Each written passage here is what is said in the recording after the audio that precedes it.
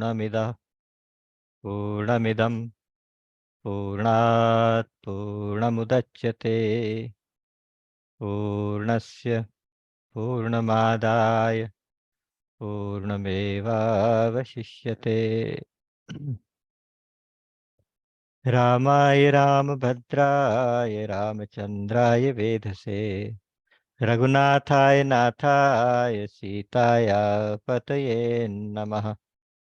श्री राम राम रघुनंदन राम राम श्री राम राम भरताग्रज राम राम श्री राम राम रणकर्कश राम राम श्री राम राम शरणं भव राम राम।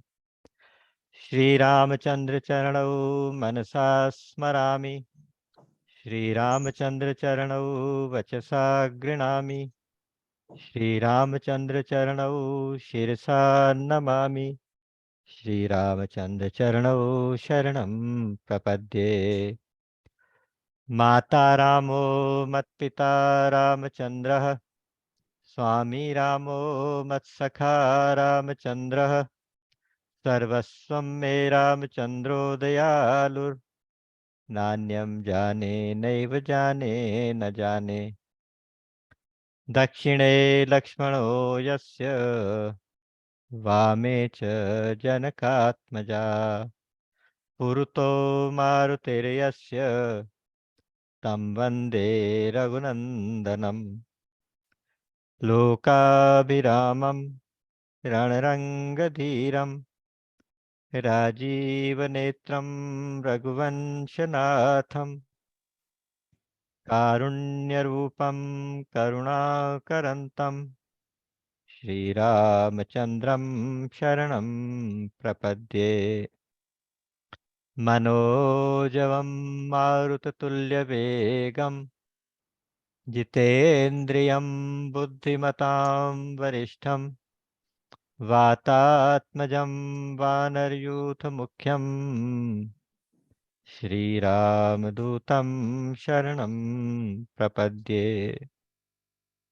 कूजन्तं राम रामेति मधुरं मधुराक्षरम् आरुह्य कविताशाखां वन्दे वाल्मीकिकोकिलम्। आपदामपहर्तारं दातारं सर्वसम्पदां लोकाभिरामं श्रीरामं भूयो भूयो भजाम्यहम्। भर्जनं भवबीजानामर्जनं सुखसम्पदाम् तर्जनं यमदूतानां राम रामेति गर्जनम्। रामो राजमणिः सदा विजयते रामं रमेशं भजे। रामेणाभिहता निशाचरचमू रामाय तस्मै नमः। रामान्नास्ति परायणं परतरं रामस्य दासोऽस्म्यहम्। रामे चित्तलयः सदा भवतु मे भो राम मामुद्धर। राम रामेति रामेति रमे रामे मनोरमे सहस्रनाम तत्तुल्यं राम नाम वरानने। हा रघुनंदन प्राण प्रीते तुम बिन जियत बहुत दिन बीते। जे दिन गए तुम ही बिनु देखे ते बिरंचि जनि पारहि लेखे। कृपा वारिधर राम खरारी पाहि पाहि प्रणतारतिहारी। अतुलित बल अतुलित प्रभुताई मैं मति मंद जानि नहीं पाई। निज कृत कर्म जनित फल पायो अब प्रभु पाहि शरण तक आयो। असरन सरन बिरद संबारी, मोहि जनित जहु भगत हितकारी। श्रवण सुजसु सुनियायु, प्रभु भंजन भव भीर। त्राहि त्राहि आरति हरन, सरन सुखद रघुबीर। मो सम दीन न दीन हित, तुम समान रघुवीर। अस विचारि रघुवंश मनि, हरहु विषम भव भीर। कामिहि नारि प्यारी जिमि, लोभिहि प्रिय जिमि दाम। तिमि रघुनाथ निरंतर, प्रिय लागहु मोहि राम। राम राम राम।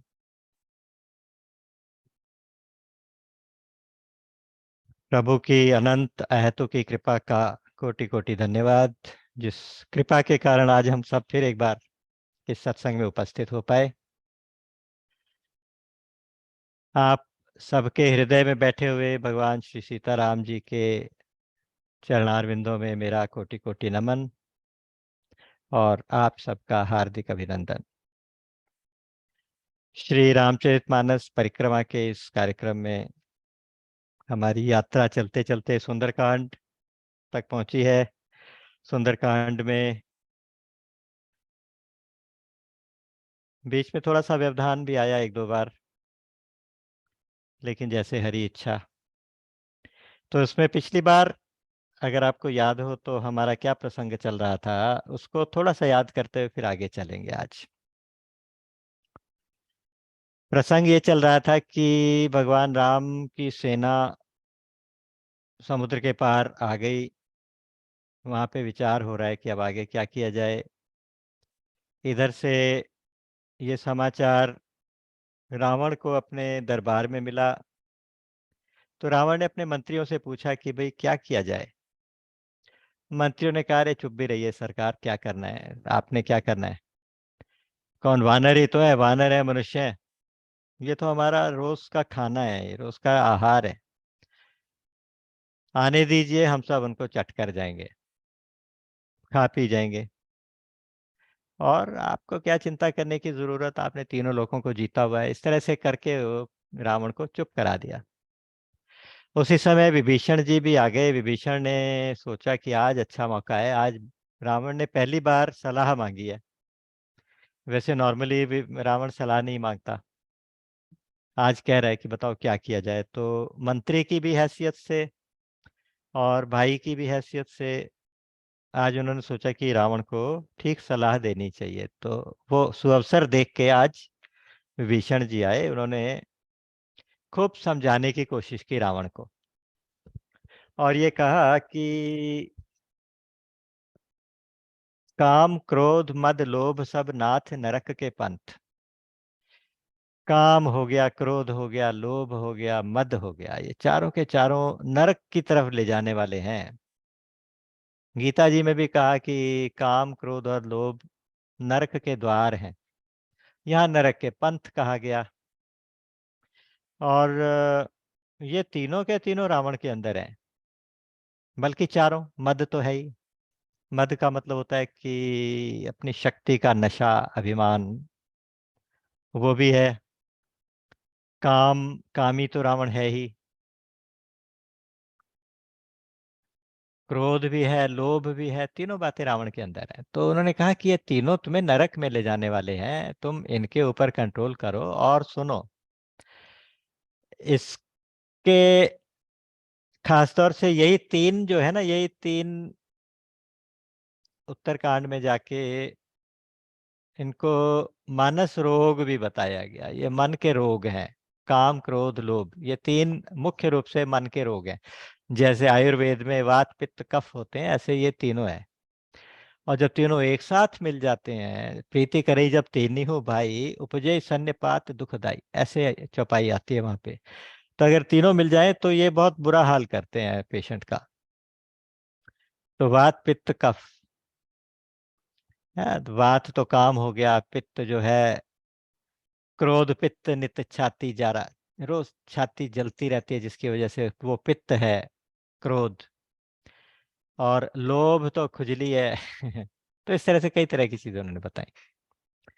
तो इनसे आप छुटकारा पाइए। और आप जिसके साथ दुश्मनी करके बैठे हैं ना, ये आप याद रखिए कि वो मनुष्य नहीं है। तात राम नहीं नर भूपाला, भुवनेश्वर काल होकर काला, ब्रह्म अनामय अज भगवंता, व्यापक अजित अनादि अनंता। वो ब्रह्म है। वो ब्रह्म है जो मनुष्य का शरीर धारण करके बैठे हैं, केवल मनुष्य नहीं है, उनको मनुष्य समझने की भूल मत करिए। अ,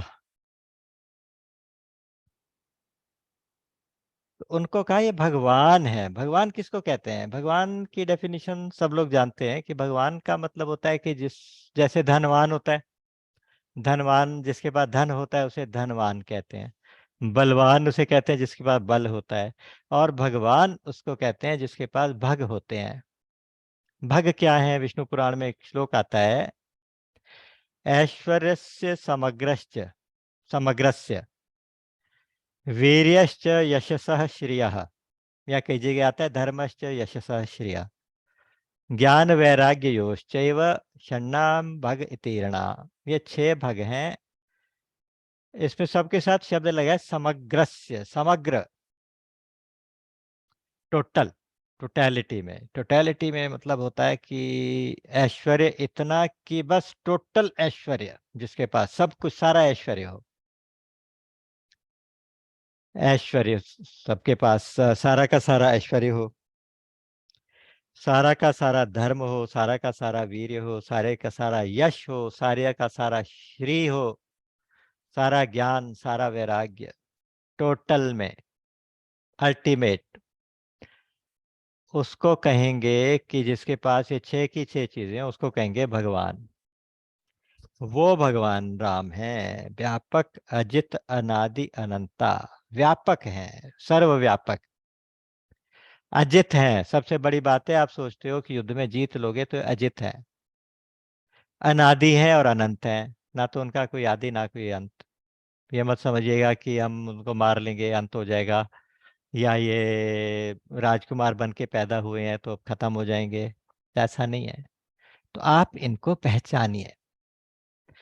और आते क्यों हैं? गो द्विज धेनु देव हितकारी। गो द्विज धेनु देव, विप्र धेनु सुर संत हित, लीन मनुज अवतार।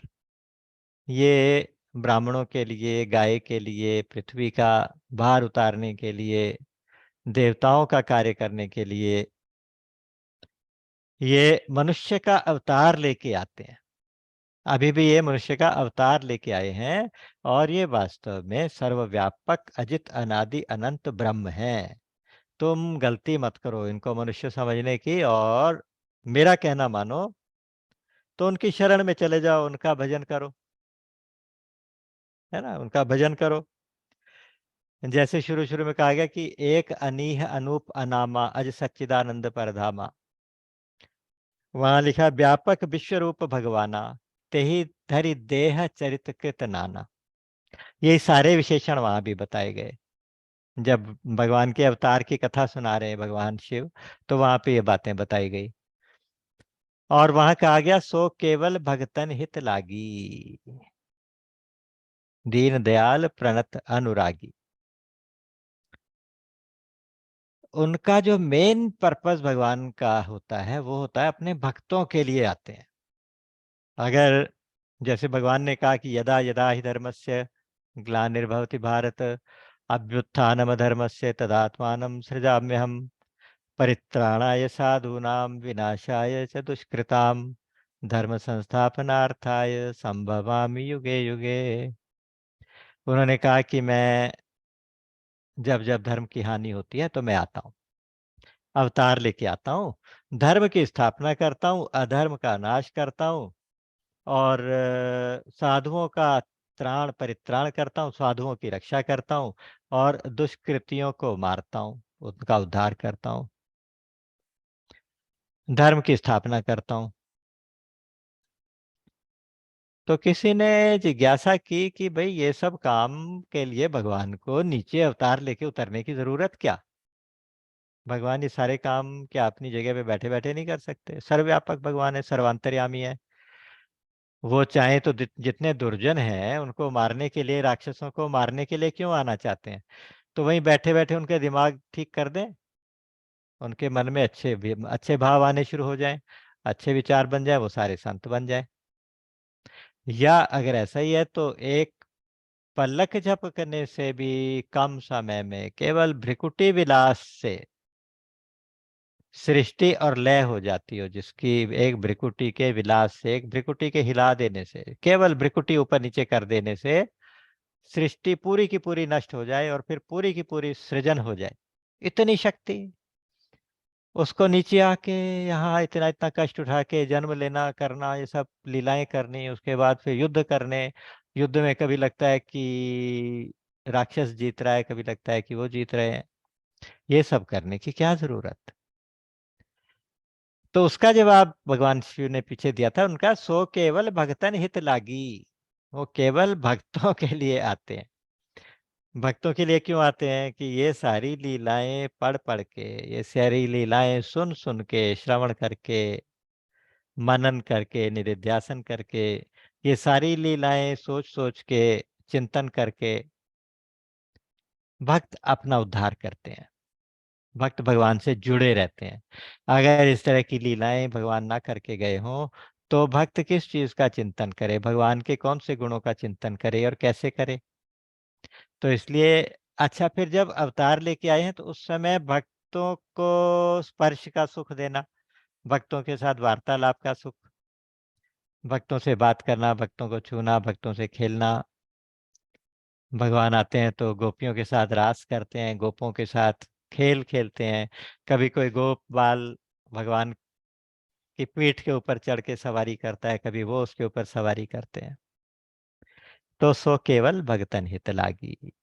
यहाँ पे कहा गया कि गोद्विज देनु देव हितकारी, कृपा सिंधु मानुषतम, ये कृपा के सिंधु हैं, कृपा करने के लिए आते हैं, कृपा करने के लिए आए हैं और मनुष्य का शरीर धारण करके आए हैं।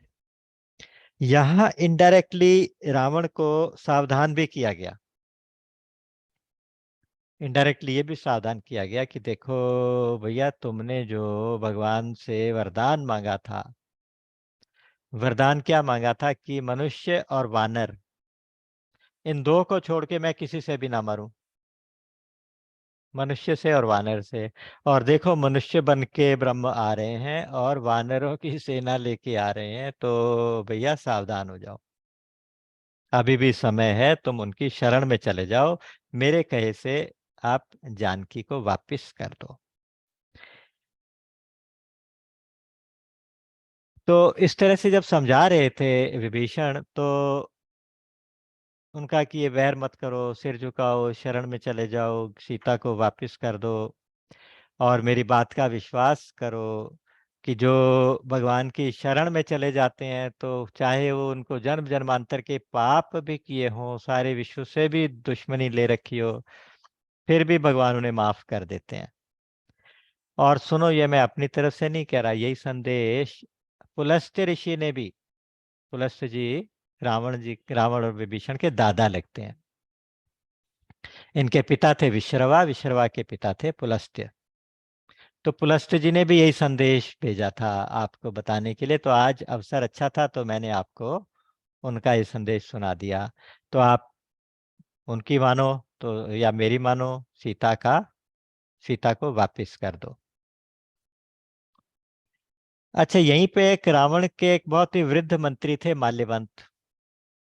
माल्यवंत रावण के मंत्री भी हैं, रावण के नाना भी लगते हैं। उन्होंने विभीषण की बात का समर्थन किया। उन्होंने कहा कि तात अनुजतव नीति विभूषण, सो उर्धरव जो कहत विभीषण, विभीषण तुम्हारे भैया नीति के विभूषण हैं, नीति बहुत अच्छी जानते हैं। तो ये नीति की बात करें तो ये जो कहते हैं तुम ऐसा ही करो, समर्थन किया। सुनते ही रावण को बहुत गुस्सा आ गया, एकदम से भड़क गया, बोला कि ये दोनों हम मेरा मनोबल गिराने के पीछे पड़े हुए हैं, मेरे जियाने से जी रहे हैं, मेरे खिलाने से खा पी रहे हैं, मेरे राज्य में खाते हैं और दुश्मन की तारीफ कर रहे हैं। कोई है जो इनको मेरी आंखों से दूर करो, यहाँ कोई है तो इनको दूर करो। उससे पहले कि कोई आता उनको हटाने के लिए, वहां से ले जाने के लिए, तो माल्यवंत जी ने तो सिर झुकाया और चुपचाप चले गए, वापस घर चले गए। लेकिन विभीषण आज सोच के आया था कि मैं तो आज रावण को अच्छे से समझा के ही जाऊंगा। तो विभीषण ने दोबारा से पैर पकड़ लिया, उन्होंने कहा कि हे तात, सुमति और कुमति सबके हृदय में रहती है, अच्छी बुद्धि और बुरी बुद्धि, विधि प्रपंच गुण अवगुण साना, ये ऐसे होता है कि ये तो प्रपंच है, इसमें सारे गुण अवगुण सारे इकट्ठे मिले हुए होते हैं। तो हर एक के अंदर अच्छी बुद्धि भी होती है, बुरी बुद्धि भी होती है। जिसके पास अच्छी बुद्धि ओवर पार कर लेती है या डोमिनेट करने लगती है, तो सारी संपत्ति, सारा ऐश्वर्य, सारे सुख, सारी शांति उसको मिल जाती है। लेकिन अगर बुरी बुद्धि, कुमति अगर डोमिनेट करने लगे तो विपत्ति विपत्ति आती है। जहां सुमति तहां संपत्ति नाना, जहां कुमति तहां विपत्ति निदाना। और तब उर कुमति बसी विपरीता, हित अनहित मानुर प्रीता। कठोर वचन कहे, कहे तुम्हारे दिमाग में बिल्कुल उल्टी बुद्धि डोमिनेट कर रही है इस समय। तुम्हें जो अपने हितकारी लोग हैं वो दुश्मन दिखाई दे रहे हैं, और जो दुश्मन है वो तुम्हें हितकारी लग रहे हैं, अपने भला सोचने वाले लग रहे हैं। दादाजी जो कह रहे हैं वो बुरे लगे, नाना जी जो कह रहे हैं वो बुरी बात लगी, मैं जो कह रहा हूँ भाई वो बुरी बात लगी, लेकिन जो ये चापलूस मंत्री बैठे हुए हैं इनकी बात आपको अच्छी लगी। और वो सीता जो हमारे कुल के लिए काल रात्रि बन के आ गई है, तो उस सीता के ऊपर तुम्हें इतना अटैचमेंट, तुम उसको वापस क्यों नहीं करते? वापस करो। गीता जी में तामसी बुद्धि की पहचान ये बताई गई है कि धर्मम अधर्मम या मन्यते तमसावृता, धर्मम अधर्मम इति या मन्यते तमसावृता। धर्म को अधर्म, अधर्म को धर्म जो मानती है वो बुद्धि। सर्वार्थान विपरीतांश्च बुद्धि सा पार्थ तामसी, सब कुछ उल्टा उल्टा दिखाई देने लगे तो वो तामसी बुद्धि है। आज वो तामसी बुद्धि रावण को ओवर पार कर रही है। और उसके लिए बहुत ज्यादा समझा रहे हैं, कह रहे हैं कि भैया और कुछ नहीं, तुमने मुझे इतना प्यार दिया, तुम्हें आज उस प्यार की सौगंध, तुम आज मेरी बात मान लो। तुमने जो मुझे इतना लाड दिया, इतना दुलार दिया छोटे भाई वाला, तो आज उस दुलार की लाज रख लो। बार बार पैर पकड़ के प्रार्थना कर रहे हैं।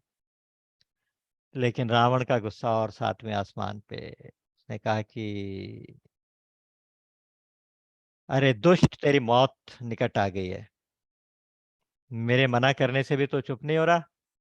और ये तेरी नीति मैं देख चुका हूं, तुम्हारी नीति की वजह से तो मेरी सारी लंका जल गई थी। जब मैं हनुमान को, उस वानर को दंड देने वाला था, तो तूने आके अपनी नीति नीति करके मुझे सिखाया था, और देख उसका क्या परिणाम हुआ। मुझे नहीं सुननी तुम्हारी ये नीति, तुम्हारी नीति की बातें। तुम उन्हीं तपस्वियों के साथ जाके मिलो और उन्हें उन्हें नीति समझाया करो, ये नीति वीति उन्हीं को समझाया करो, मुझे मेरे किसी काम की नहीं।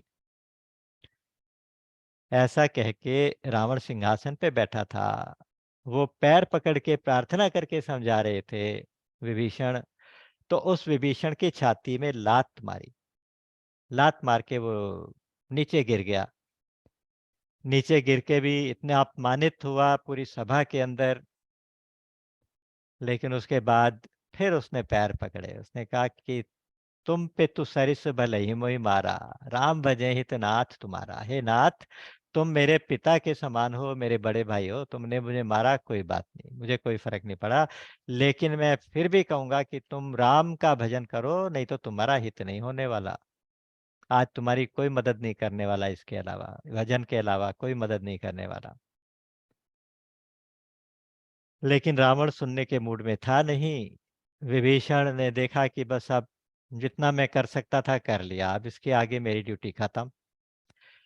वो उड़ के आसमान में पहुंच गया।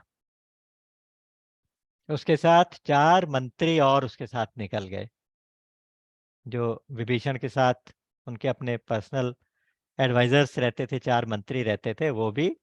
और उन चारों के नाम थे अनल, पनस, संपाति और प्रमति। ये 4 मंत्री उनके साथ चले गए। अच्छा, वो उड़ के आकाश मार्ग से अपने आप हवा में लटक गए या किसी छोटे से विमान में बैठ के ऊपर गए, ऐसा कुछ वर्णन नहीं आता, लेकिन दोनों ही बातें संभव हैं। और लेकिन सभा में ऊपर जाके, आसमान में जाके उन्होंने फिर दोबारा से घोषणा की। उन्होंने कहा कि राम सत्य संकल्प प्रभु, सभा काल बस्तोर, मैं रघुवीर शरण अब जाऊं देहु जनि घोर घोर। राम सत्य संकल्प हैं। राम का संकल्प बिल्कुल सत्य है। उन्होंने सोच लिया कि तुम्हारा उद्धार करना है तो अब करना ही है, तुम्हारा वध करना है तो करना है। और तुम्हारी सारी सभा काल के वश में है।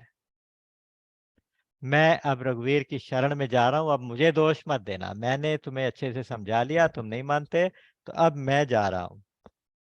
तो खुलेआम सबको कह के, ऐसा कोई राजद्रोह नहीं था, ऐसा कोई लालच नहीं था कि मैं चोरी छुपे जाके दूसरे पक्ष से जाके मिलूं। इस प्रकार का कोई भी आरोप इनके ऊपर, विभीषण के ऊपर यहाँ से सिद्ध नहीं होता।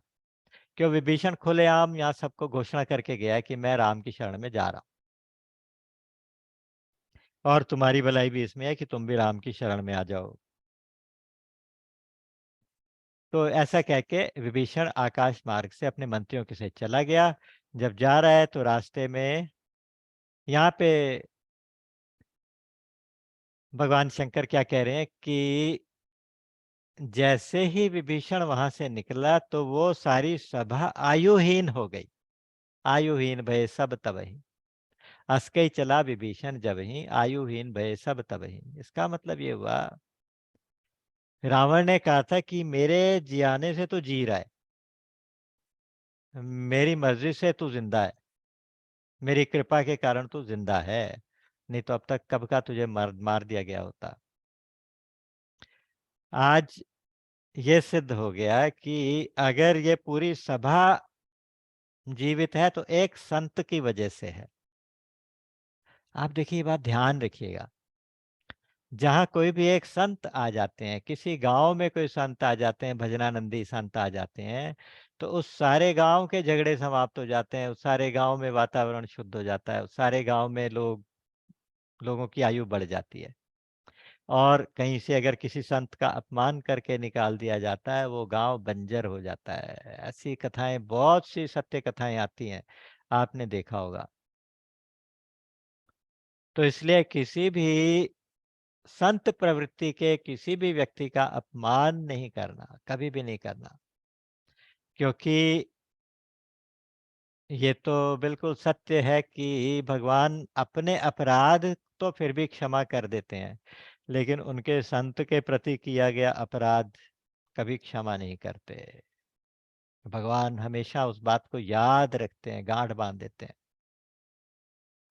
सुनु सुरेश रघुनाथ सुभाऊ, वो प्रसंग आपको याद होगा, हम कर चुके हैं अयोध्या कांड में। भरत जी राम को मनाने जा रहे हैं, उनका प्रेम इतना ज्यादा है कि पत्थर भी पिघलते जा रहे हैं, इतना प्रेम, प्रेम के सागर की तरह से बहते जा रहे हैं। तो इंद्र को देख के डर लगा कि ये तो जाएंगे तो भगवान राम तो इसके प्रेम की नदी में बह जाएंगे, प्रेम के सागर में बह जाएंगे। राम तो संकोची स्वभाव के हैं और ये तो प्रेम का सागर है। तो कहीं ऐसा ना हो कि राम मान के वापस चले गए तो हमारा काम कौन करेगा। तो उन्होंने सोचा कि इनके रुकावट डालनी चाहिए, भरत जी के रास्ते में रुकावट डालनी चाहिए। तो अपने गुरु जी के पास गए, कोई उपाय बताइए गुरु जी, ये तो अनर्थ हो जाएगा। हमारी बनी बात बिगड़ जाएगी कि राम तो संकोची स्वभाव हैं, ये तो प्रेम का सागर है, हमारी बात बिगड़ जाएगी। आप कुछ उपाय बताइए। तो वहाँ गुरुजी ने, गुरु बृहस्पति ने इंद्र को डांट लगाई। उन्होंने ये कहा, सुनो सुरेश रघुनाथ सुभाऊ, निज अपराध रिसाही न काऊ, जो अपराध भगत कर करई, राम रोष पावक सो जरई। ये भगवान का स्वभाव है कि अपने अपराध पे उनको इतना गुस्सा नहीं आता, लेकिन उनके भक्त के प्रति अगर कोई अपराध हो जाए तो फिर उनके गुस्से से कोई नहीं बच सकता। तो यही बात यहाँ पे हुई है कि आज जैसे ही उसने संत को, एक विभीषण को लात मार के अपने राज्य से निकाल दिया, इस अपमान के कारण आज आयुहीन भये सब तब ही, उसे क्षण सब आयुहीन हो गए, सबकी आयु खत्म हो गई। आयु खत्म हो जाने का मतलब कि अब उनका अंत निश्चित हो गया, जिसने इस अपमान को देखा। एक आप एक पद है, कवितावली का पद है, वेद विरुद्ध मही मुनि सिद्ध चराचर, वेद विरुद्ध मही मुनि सिद्ध सशोक, चराचर लोक उजार्यो। रावण ने क्या किया था? वेदों के विरुद्ध हो गया था। पृथ्वी को, मुनियों को, संतों को इतना शोक हो गया था, इतना तकलीफ पहुंचाई थी उसने, और सारा चराचर लोक का सत्यानाश कर दिया था। और कहा कहूं तीय हरि, तब हूं करुणाकर रोष न धार्यो, कोप न धार्यो। और कहते हैं तुलसीदास जी, और मैं क्या कहूं, उन्होंने राम की पत्नी को भी उठा लिया, हरण कर लिया, फिर भी करुणा सागर राम ने उतना क्रोध नहीं किया। ठीक है, बाकी लीला दिखाई, तलाश कर रहे हैं, सब कर रहे हैं, लेकिन वो क्रोध जिससे सारे भस्म हो जाए, इतना क्रोध कभी नहीं किया।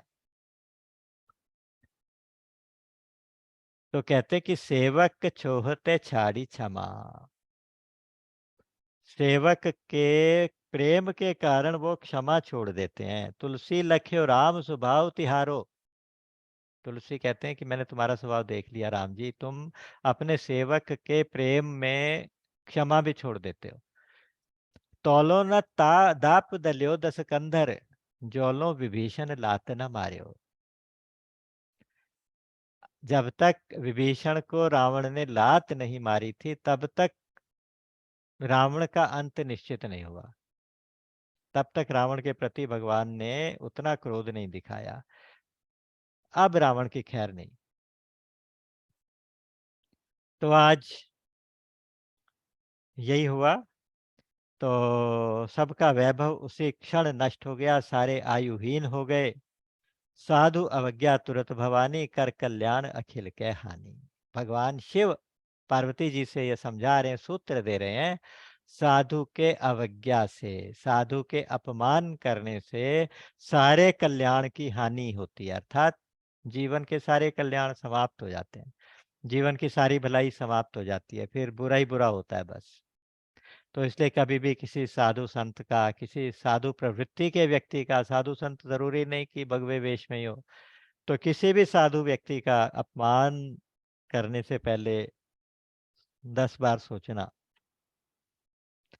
अब विभीषण जा रहे हैं, रास्ते में मनोरथ, मन में कुछ संकल्प विकल्प उठ रहे हैं। करत मनोरथ, क्या क्या मनोरथ कर रहे हैं?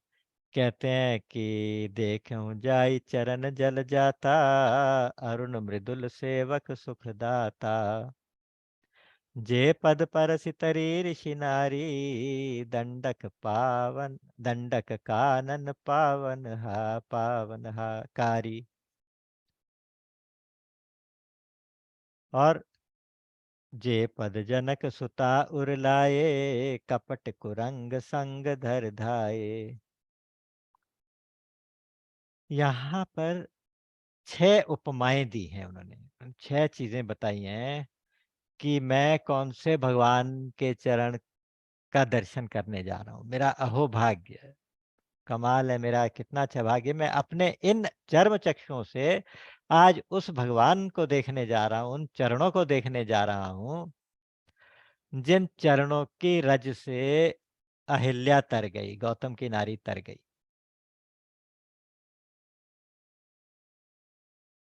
ऐसी करामात उनके चरणों में है, कि ऐसी करामात उन चरणों में है, उन चरणों का मैं दर्शन करने जा रहा हूँ।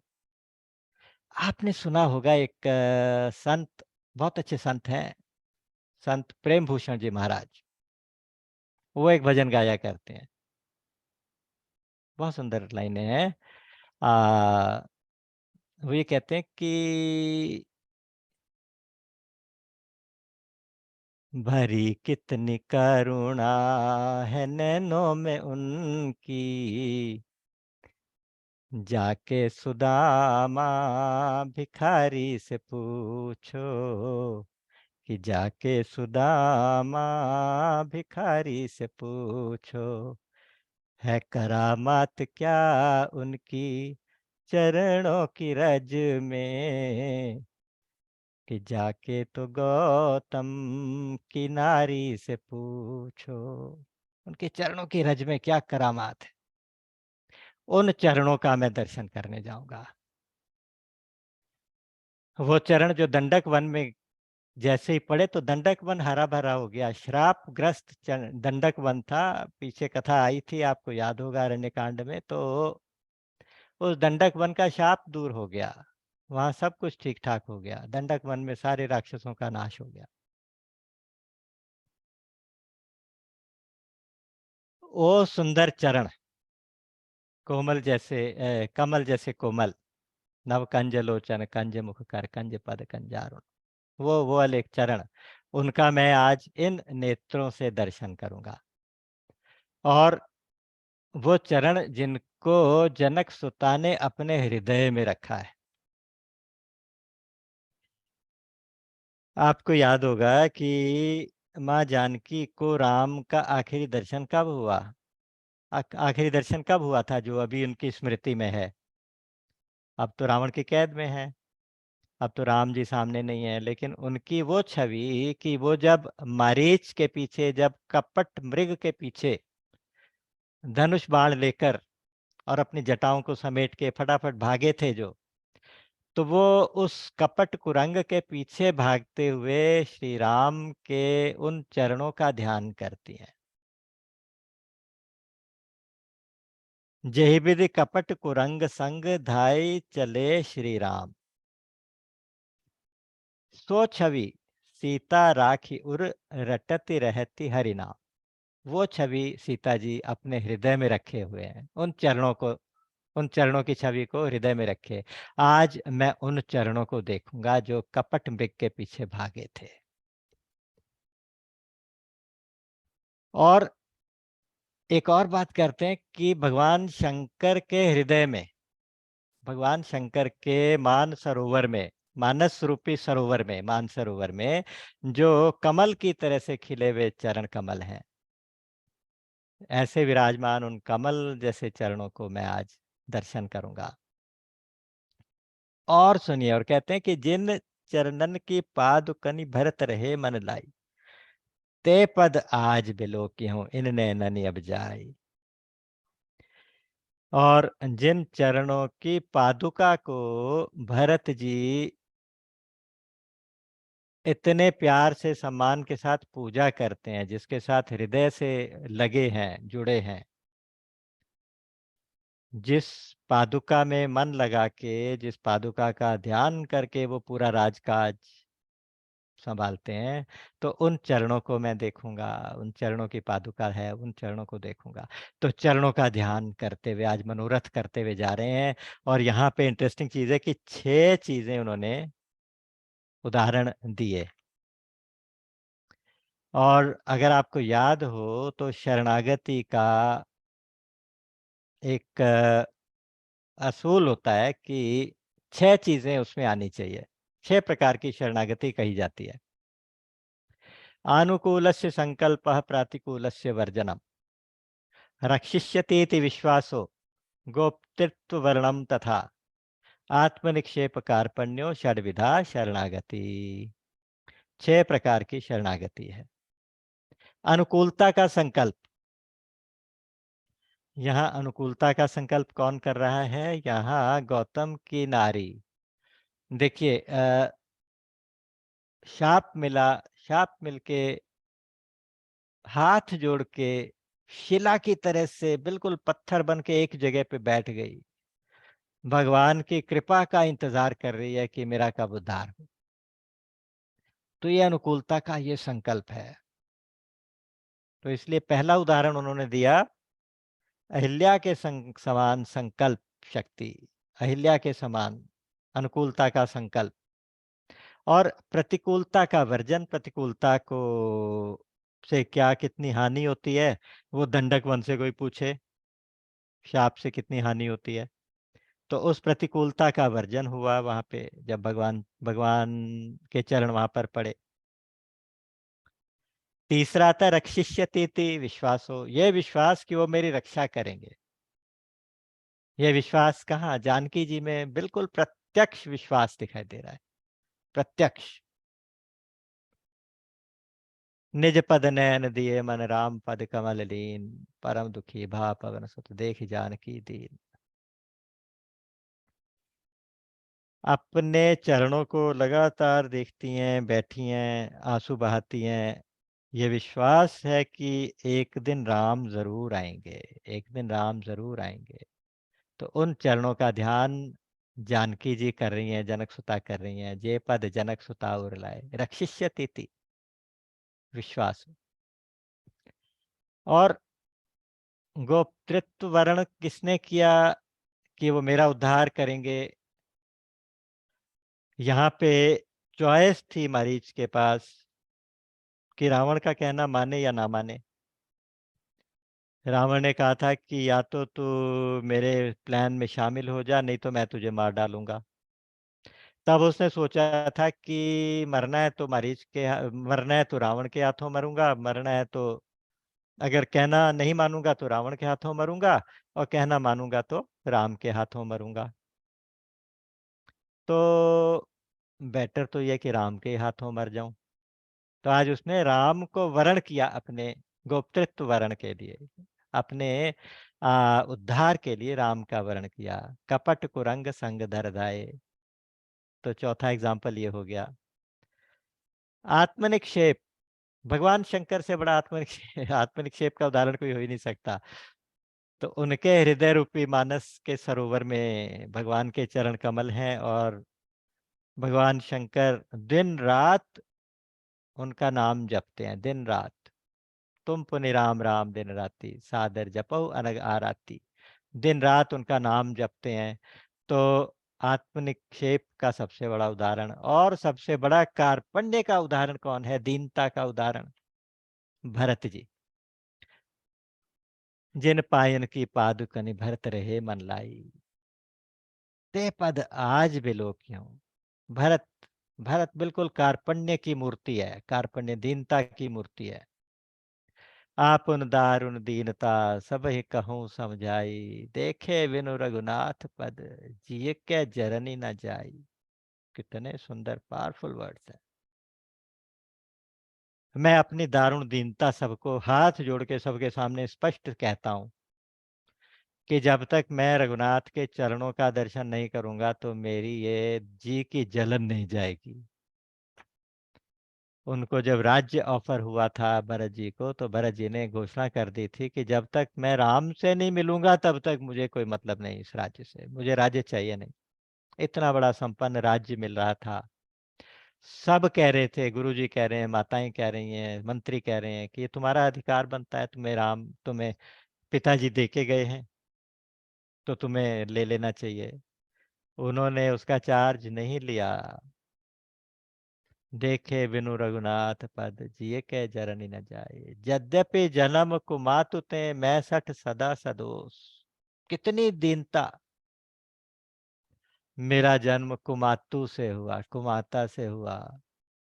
मैं हमेशा शठ हूँ, सदोष हूँ, इतने दोष मेरे अंदर हैं।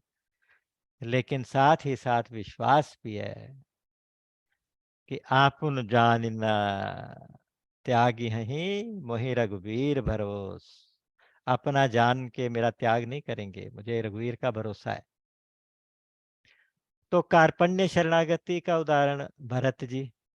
तो 6 की 6 शरणागतियों का उदाहरण इस प्रसंग के अंदर आया है और यही 6 के 6 संकल्प करते हुए विभीषण जी जा रहे हैं।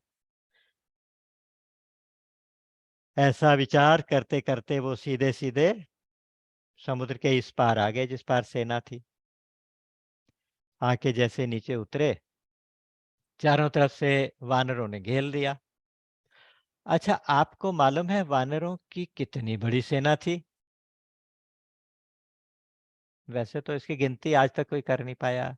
भगवान शंकर ने ही हाथ खड़े कर दिए। उन्होंने कहा कि सो मूरख जो करन चह लेखा। जो इसकी गिनती करना चाहे, उमा कपि कनक कनक कटक में देखा, सो मूरख जो करन चह लेखा। वानर कटक में देखा। वो कहते हैं कि वानरों की उस सेना को मैंने देखा था।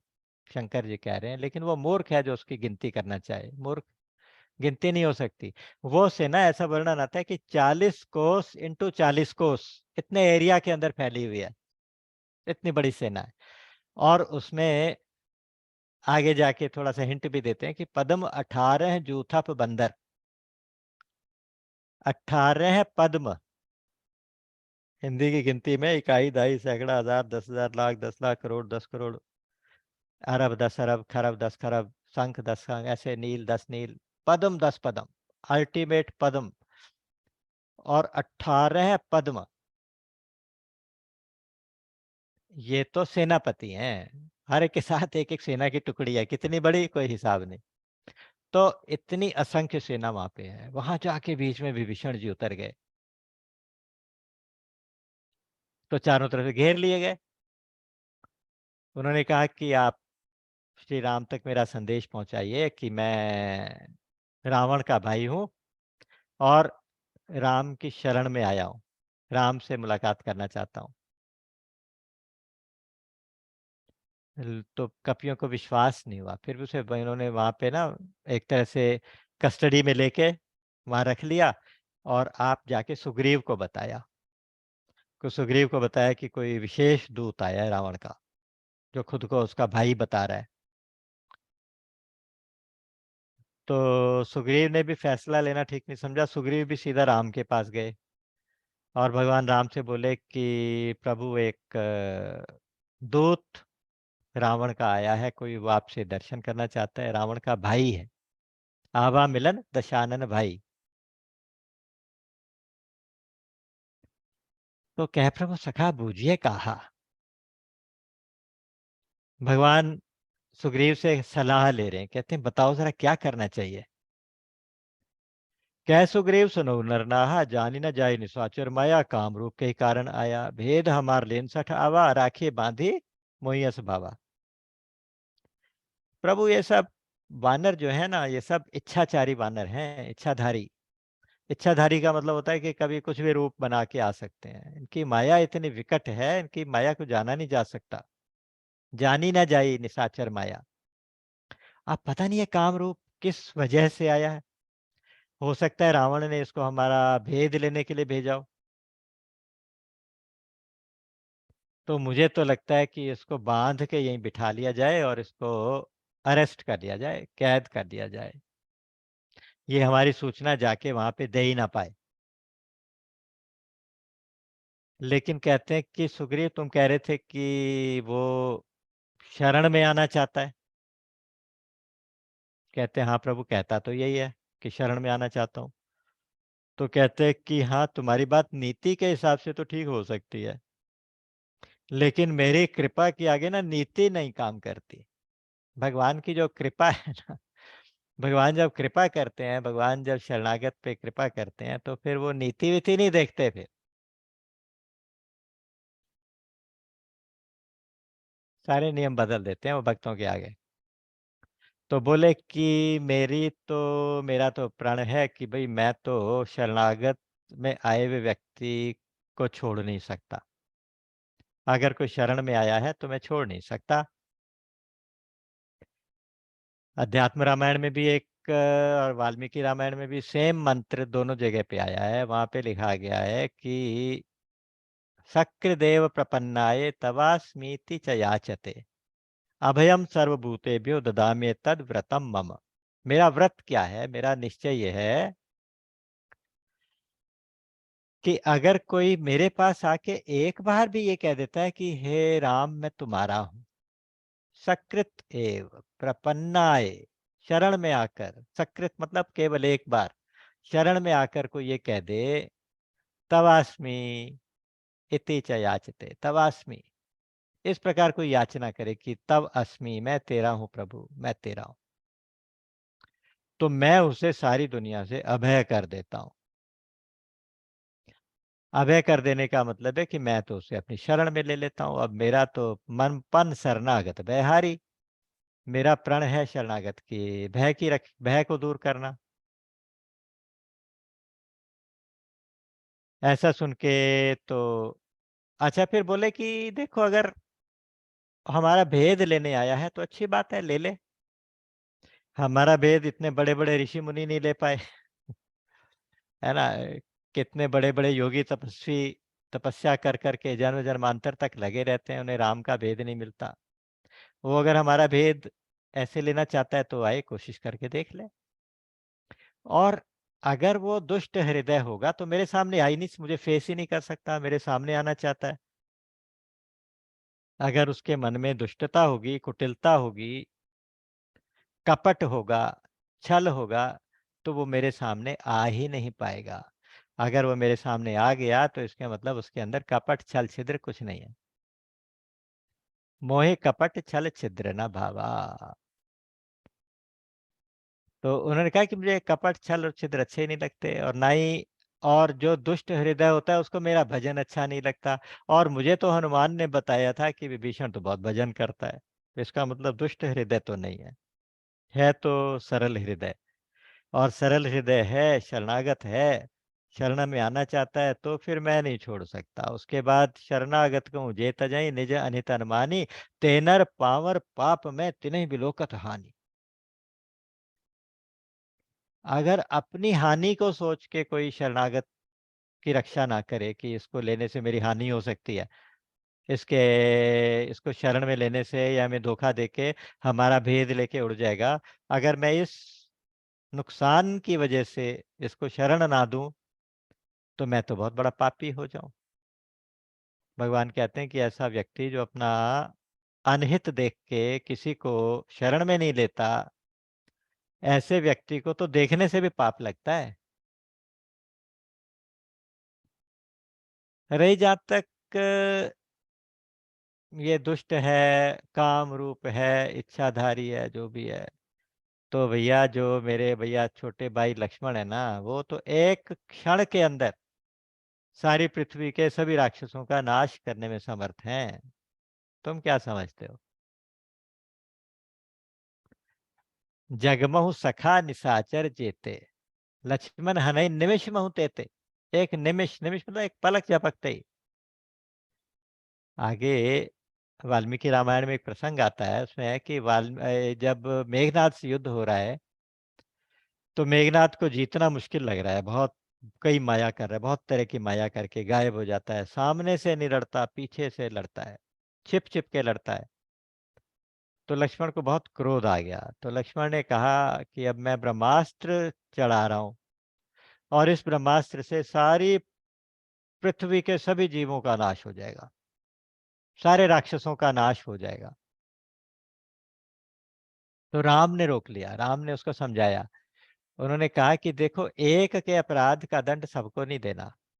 जैसे आजकल होता है ना कि बहुत गुस्सा आ गया तो एटम बॉम्ब डाल देंगे, एट एटॉमिक लड़ाई हो जाएगी। तो एटॉमिक बॉम्ब डाल देंगे तो उससे क्या होगा कि ठीक है, जहां आप डाल रहे हैं वहां के तो सैन्य ठिकाने तो नष्ट होंगे, लेकिन जो दूसरे जो प्राणी हैं, जो वहां रहने वाले निर्दोष लोग हैं, वो भी तो मारे जाएंगे। तो लक्ष्मण को मना कर दिया, लेकिन लक्ष्मण में इतनी सामर्थ्य है कि वो एक निमिष के अंदर, एक क्षण के अंदर पृथ्वी के सारे राक्षसों का नाश कर सके। हमें इन राक्षसों से डरना क्या है, आने दो। तो जैसे उन्होंने कहा कि हमें कोई डर नहीं है, तो हनुमान जी प्रसन्न हो गए। क्योंकि आज हनुमान की भी एक तरह से जो प्रेस्टीज दांव पे लग गई थी। क्योंकि हनुमान जी के समझाने से तो विभीषण जी आए थे। हनुमान जी उनसे बात करके आए थे कि तुम राम काज करो, राम की शरण में आओ, मैं तुम्हें राम के दर्शन कराऊंगा। और अगर आज इसको बांध के बिठा लिया जाता, दंड दे दिया जाता, विभीषण को शरण में नहीं लिया जाता, तो फिर हनुमान जी की कृपा का क्या होता। जाके गति है हनुमान की, ताकि पैज पूज आई, यह रेखा कुलिश पशान की। अघटित घटन सुघट विघटन, ऐसी बिरुदावली नहीं आन की। सुमिरत संकट सोच विमोचन, मूर्ति मोद निधान की। तापर सानुकूल गिरजा हर लशन, राम अरु जानकी। तुलसी कपि की कृपा बिलोकिनी, खानी सकल कल्याण की। जाके गति है हनुमान, जिसके जो हनुमान जी की शरण हो गया है तो उसका तो काम होना ही होना है।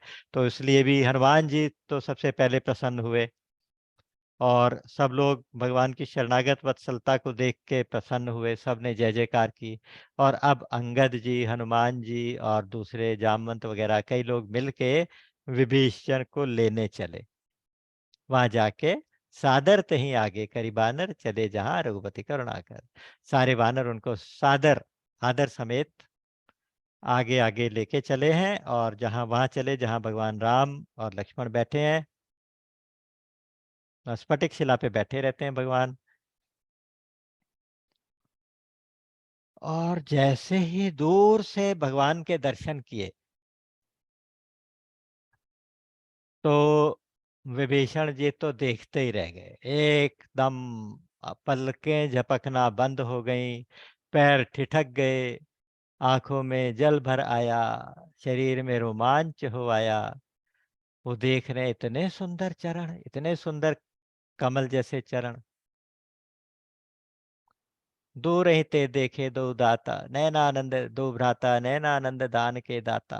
बहुरी राम छविदाम बिलोक। पहले तो दोनों भाइयों का दर्शन हुआ, फिर अब राम की तरफ फोकस किया। बहुरी राम छविदाम बिलोकी, रहे उठ ठुक एक टक पल रोकी।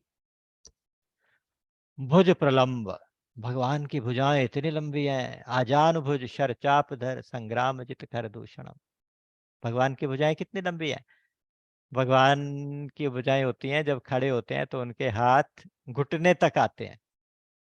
हम सबके हाथ आधी थाई तक आते हैं, बस कमर से थोड़ा नीचे तक। लेकिन जो भगवान होते हैं, जब अवतार लेते हैं ना, अवतारी पुरुष के ये लक्षण होते हैं कि उनके हाथ घुटने तक आते हैं। आजान भुज, इसलिए कहा गया आजानु भुज शर चाप धर, संग्राम जित खर दूषणम। ये वाली छवि देख रहे हैं वो। भुज प्रलंब कंजारुण लोचन, लाल कमल जैसे नेत्र बड़े बड़े। भगवान के नेत्र ऐसे होते हैं, यहां से लेके कानों तक इतने बड़े नेत्र होते हैं। आकर्ण, नव कंज लोचन कंज मुख कर, कंज पद कंजारुण। और आजान भुज शर चाप धर, संग्राम जित खर दूषणम। ये कितनी सुंदर उनकी, इतने सुंदर नेत्र। श्यामल गात प्रणत भय मोचन। सिंह कंध, श्यामल शरीर है, और जो शरण में आया उसका भय दूर करने वाले शेर जैसे कंधे, सिंह जैसे बलवान कंधे, सिंह कंध। आयत उर, चौड़ी छाती, सिंह कंध आयत उर सोहा।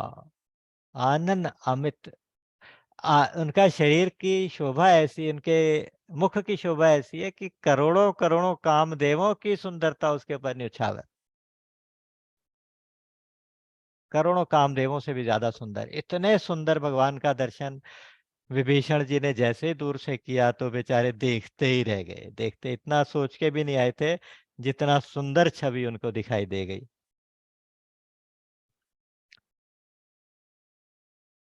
अब आंखों में तो भरे हैं आंसू, मुंह से आवाज नहीं निकलती, शरीर में रोमांच, एकदम गूज बम्प्स हो रहे हैं। नैन नीर पुलकित अति गाता, मन धरि धीर कही मृदु बाता। नाथ दसानन कर में भ्राता, निश्चर बंस जन्म सुर त्राता। सहज पाप प्रिय तामस देहा, जथा उलूक ही तम पर देहा। श्रवण सुजस सुन आयो, प्रभु भंजन भव भीर। त्राहि त्राहि आरती हरन, शरण सुखद रघुवीर।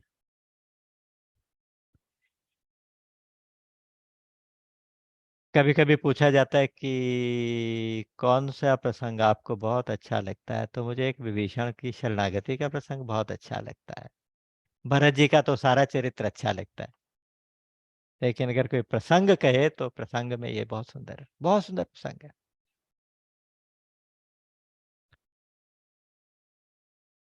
हम मंगलाचरण में इसीलिए ये वाला शरणागति का ये दोहा जरूर लेते हैं, बहुत सिद्ध दोहा है। इसके पाठ करने से शरणागति सिद्ध होती है।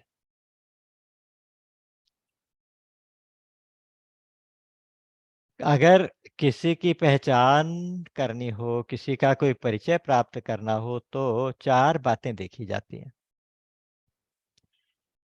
चार बातें कौन कौन सी देखी जाती हैं? जो इन्होंने चारों बातें अपनी बताई हैं आपको।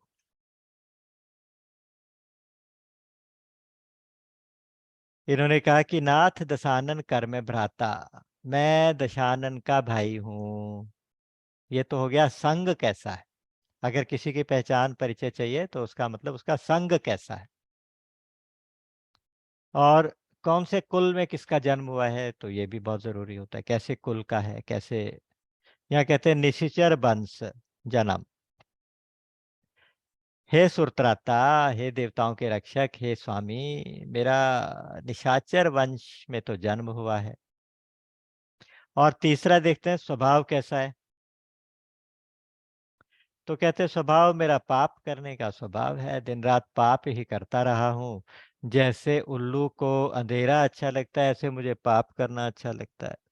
मैंने कोई शुभ आचरण किया ही नहीं, कभी आज तक शुभ आचरण किया ही नहीं। सहज पाप प्रीत। चौथा होता है शरीर, देह कैसी है, तामस देह है मेरी, तामसिक शरीर है। ये कार्पण्य है, ये दीनता है। वरना वंश, वंश की बात करें तो ऋषि पुलस्त के वंश के हैं। पिताजी विश्रवा मुनि हैं, पुलस्त जी तो उनके दादा इतने बड़े महर्षि हैं। उनका जो कजन है वो कुबेर, वो देवताओं में गिनती होती है उसकी तो।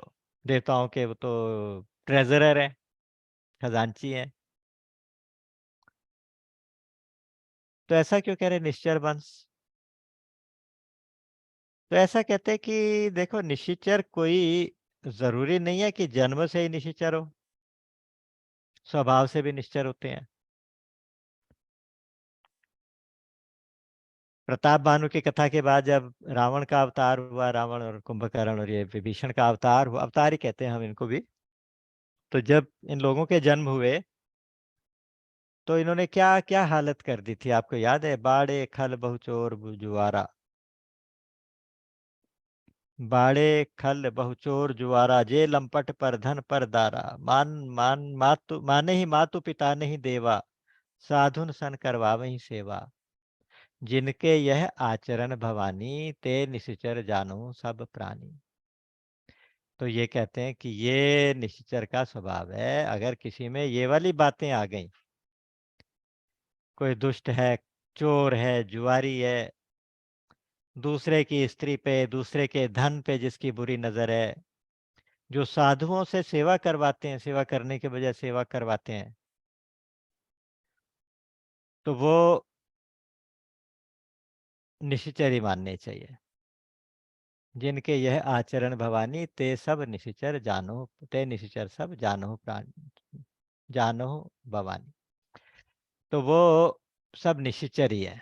तो उसी तरह से कहते हैं निश्चर वंश, ये मेरा वंश ही निश्चरों का है। रावण ये तो करता था, और क्या करता था, ये सारी बातें करता था।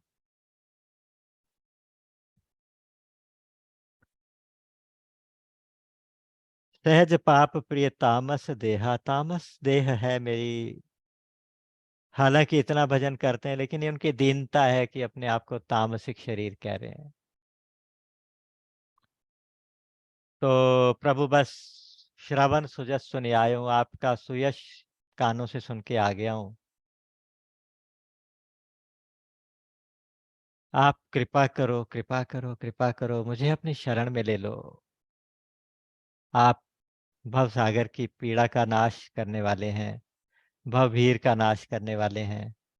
प्रभु भंजन भवभीर, त्राहि त्राहि त्राहि त्राहि करके वो एकदम से वहीं से लेट के दंडवत करने लगे। दूर से खड़े थे अभी, वहीं से दंडवत करने लगे।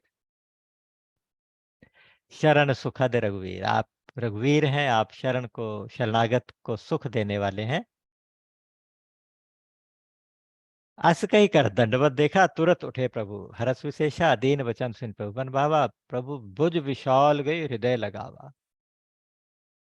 कितना सुंदर वर्णन किया कि तुरंत भगवान जी जहाँ बैठे थे वहां से उठे हैं। और भगवान और किसी बात से प्रसन्न नहीं हुए, उनके दीन वचन सुन के प्रसन्न हो गए। दीन वचन सुने, अति सुख माना, बहुत खुश हुए दीन वचन सुन के। और जाके अपनी विशाल भुजाओं से उठा के उनको अपने हृदय से लगा लिया। तो ये शरणागति, विभीषण शरण में हुए, भगवान ने दोनों हाथ फैला के उनको शरण में लिया।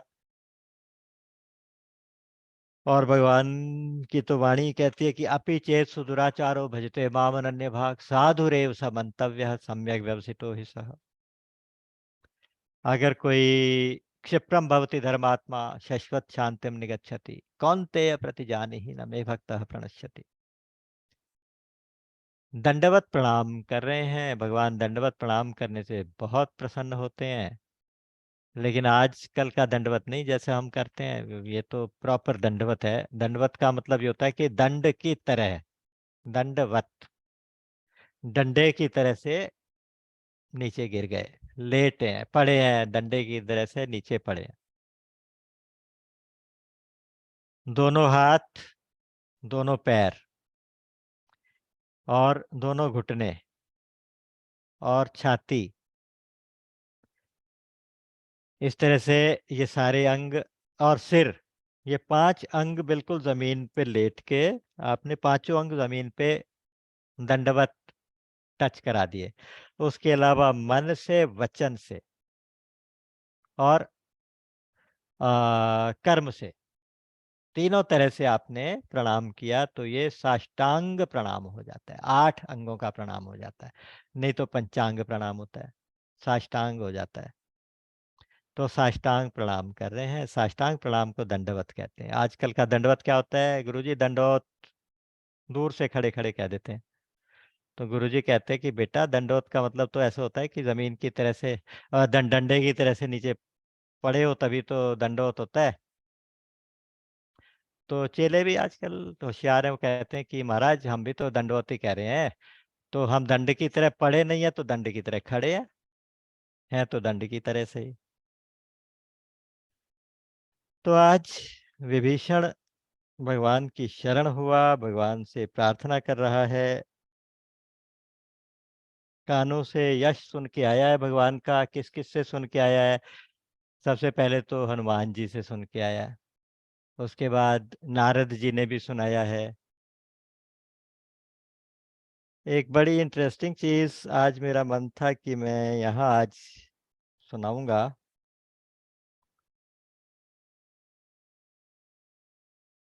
कि दीनता कार्पण्य का उदाहरण है ये वाली शरणागति। इसमें एक शरणागति की प्रार्थना है जो मैं सुनाना आज चाहता हूँ। एक चमत्कारिक प्रार्थना है, थोड़ी सी लंबी है लेकिन आप, इसलिए भी मैं सुनाना चाहता हूँ, थोड़ा रिकॉर्ड में आ जाएगी तो आप सुन के फिर दोबारा से उसको आप उसमें इस प्रार्थना में ख़ास बात है कि भगवान के 108 नाम हैं। कोई भी नाम दोबारा रिपीट नहीं हुआ। और अंत में उन नाम 108 नाम की माला करने के बाद भगवान की शरण हो गया है भक्त और कहता है कि आप मुझसा दीन और कहाँ पाओगे? आप दीन दयालु हैं ना, दीनों के नाथ हैं, दीन दयाल हैं, तो मुझसे बड़ा दीन और कहाँ से पाओगे? तो आप मुझ पे कृपा करो, मुझे अपनी शरण में ले लो। हे उदार चूड़ामणि सर्व समर्थ सुहृद कल्याण निधान, हे सर्वेश्वर जगत नियंता अनुपमेय सर्वज्ञ महान, स्नेह सुधा सागर करुणा वरुणालय कृपा मूर्ति पावन, हे अहेतुकी कृपा सिंधु समदर्शी अमल भुवन भावन, सहज दया में सहज कृपा में दीन बंधु करुणा आगार, क्षमा मूर्ति निज जन पालक प्रेरक प्रियतम हरि जगदाधार, हे मधुराधिपते शरणागत वत्सल पाप तापहारी, हे प्राणों के प्राण रसामृत सिंधु भवार्णव भयहारी, हे निरुपम निरुपाधि अचिंत्य अभेद निरापद निर्विकार, सच्चिदानंद लीला लीला वपु अमर अनादि अजन्मा निराकार, हे असीम अनवद्य अगोचर परम वरेण्य पतित पावन, प्रेम रसार्णव रसिक राज भावामृत ग्राही मन भावन, हे स्वच्छंद यथेच्छाचारी पूर्ण परात्पर श्री भगवान, पुरुषोत्तम विभु व्यापक अविनाशी विश्वंभर ज्ञान निधान, हे आनंद सुधा विग्रह अंतर्यामी मम प्राणाधार, रसिक शिरोमणि रसघन विग्रह सुंदर शाश्वत सर्वाधार, हे जगतारन पतित उदाहरण जन्मन रंजन जगत्राता, परम शरण्य दीन बंधु प्रणतारति नाशक सुखदाता, हे शरणागत पारिजात जग करता धरता संहरता, प्रेम सिंधु सुख शांति निकेतन विघ्न हरण मंगल करता, हे विराट हे विश्वरूप हे आदि पुरुष हे परमात्मन, हे योगेश्वर हे परमेश्वर हे अखिलेश्वर सर्वात्मन, हे अनंत माधुर्य शिरोमणि अप्रमेय ऐश्वर्य निधान, हे आनंद कंद ईश्वर हे भाग्य विधाता शांति निधान, परम कारुणिक न्याय प्रिय त्रैताप विनाशक, हे रघुनाथ मुझसा अधम कृतघ्न जीव अब और कहाँ पाओगे नाथ, मुझ पामर के पापों की दोषों की गणना नहीं करो, निज स्वभाव को याद करो फिर जो तुम चाहे वही करो, मत समह पातकी नास्ति पापग्नि त्वत्समा नहीं, एवं ज्ञात्वा महादेवी यथा योग्यम तथा कुरु, आप अपने स्वभाव को याद करो फिर जो मुझे शरण में ले लो बस, फिर जो तुम चाहे वही करो। तो मेरा ऐसा भाव आता है कि इस तरह की कुछ प्रार्थना विभीषण ने ज़रूर की होगी, जो उसको भगवान ने एकदम से उठा के अपने हृदय से लगा लिया।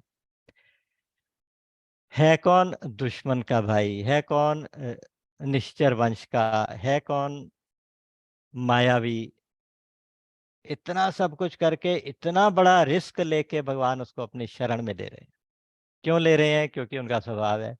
वो कहते हैं मैं क्या करूं, मैं शरण में ली उनने, जो मेरे आके मुझे एक बार कह दे तुम्हारा हूं तो तुम्हें शरण में लेता हूं। तो ये प्रसंग पढ़ने के बाद इतना ज्यादा विश्वास बढ़ना चाहिए, इतना ज्यादा विश्वास बढ़ना चाहिए कि भगवान हमें जरूर शरण में लेंगे, भगवान हमें जरूर शरण में लेंगे। रक्षिष्यतीति विश्वास।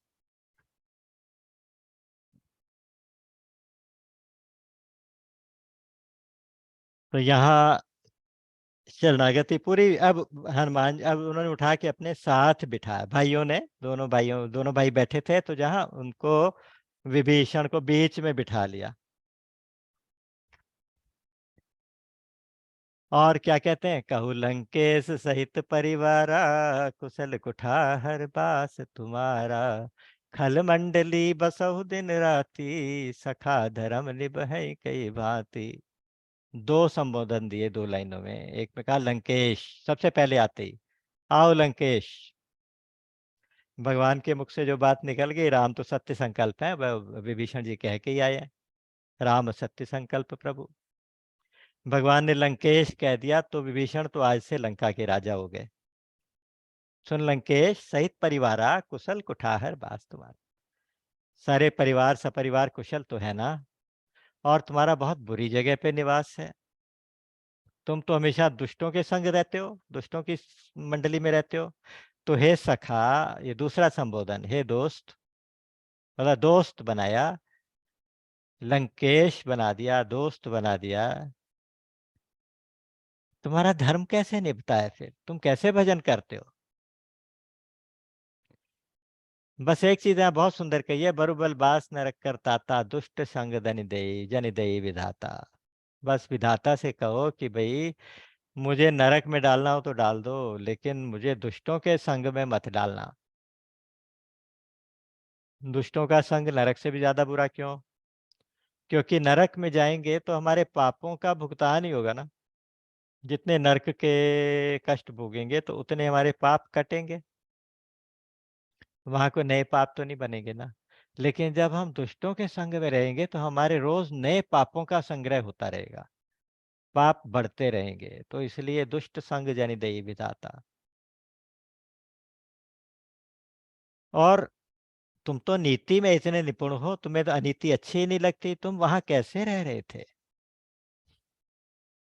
राम जी थोड़ा सा वो भी परीक्षा भी लेते हैं। तो विभीषण कहते हैं कि प्रभु आप कुशल पूछते हैं, बस आज आपके चरणों का दर्शन हुआ तो अब कुशल हो गई। अब तक कुशल नहीं थी, अब कुशल हो गई। और वैसे भी जब तक काम का त्याग करके, कामनाओं का त्याग करके जीव आपका भजन नहीं करता, तब तक उसके कुशल होती ही नहीं। तो अब आपको देख के मैं बिल्कुल निष्काम हो गया, मेरी कामनाएं नाश हो गई, तो इसलिए अब मैं कुशल मिटे भय भारे, देख ही राम पद कमल तुम्हारे। तुम कृपाल जा पर अनुकूला, ताहि न व्याप त्रिविधव सूला। मैं निश्चर यति अधम स्वभाव, शुभाचरण की नहीं काऊ। जास रूप मुनि ध्यान न आवा, सोई प्रभु हर्ष हृदय मोहि लावा। मैं निश्चर हूँ, निशाचर हूँ, मेरा सहज स्वभाव है पाप करना। मुझे अच्छी बातें अच्छी, मुझे अच्छे अच्छे काम अच्छे ही नहीं लगते, मेरे स्वभाव में ही नहीं है अच्छे काम। लेकिन फिर भी आपने मुझे उठा के अपने हृदय से लगा लिया, तो ये मेरे लिए बहुत बड़ा सौभाग्य है। अब मेरे सारे भय मिट गए, सारे शूल मिट गए, सारे कष्ट मिट गए।